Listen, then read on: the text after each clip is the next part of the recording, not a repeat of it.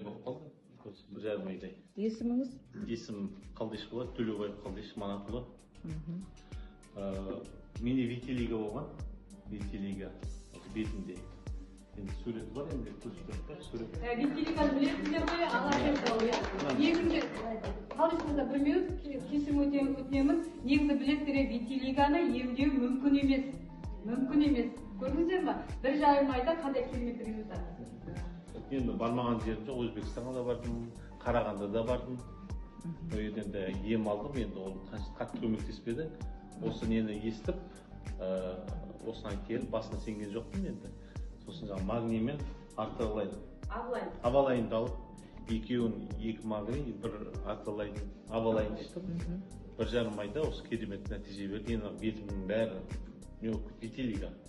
Енді әріптесім бар. Мына кісі көрді енді, кісі куәгер.